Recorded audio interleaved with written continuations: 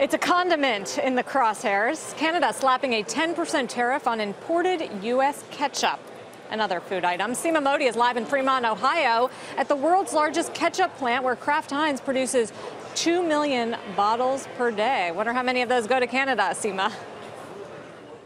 Yeah, Sarah, it's a big story. Canada imposing that 10% tariff on ketchup.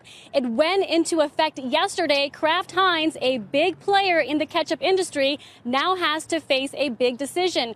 Do they encompassate that tariff by absorbing that cost, putting a risk on the shareholder, or pass it on to the consumer, which could potentially hurt its market share in Canada, where it is currently the market leader? It owns 76% of the ketchup market, but it's facing growing competition from French's ketchup, which has emerged as a possible winner in this trade dispute, marketing its product as an alternative to American branded Heinz, even slapping a maple leaf on its bottle to drum up Canadian support. It's a story, though, that has caught the attention of people here in Fremont. This is a long-standing rivalry between Heinz and French's. It started in 2013 when Heinz shut down an Ontario plant, taking away about 600 Canadian jobs. French's ketchup saw that as an opportunity and now sources its key tomato paste from that very plant. The plot thickens. In a symbolic move, Canadian Prime Minister Justin Trudeau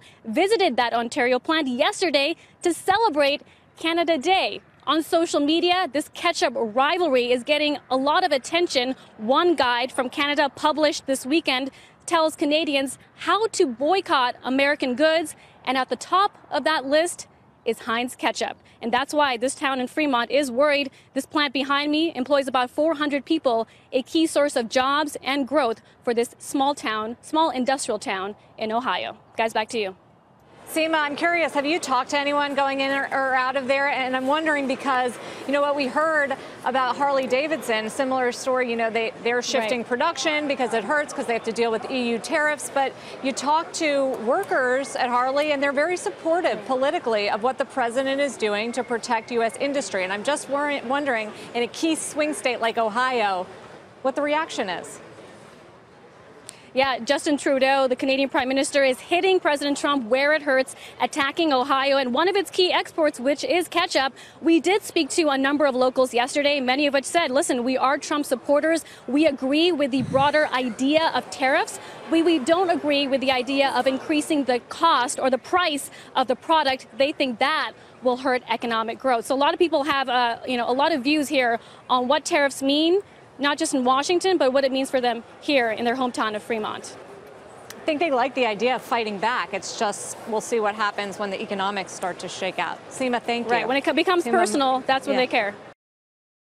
Hey there, thanks for checking out CNBC on YouTube. Be sure to subscribe to stay up to date on all of the day's biggest stories. You can also click on any of the videos around me to watch the latest from CNBC.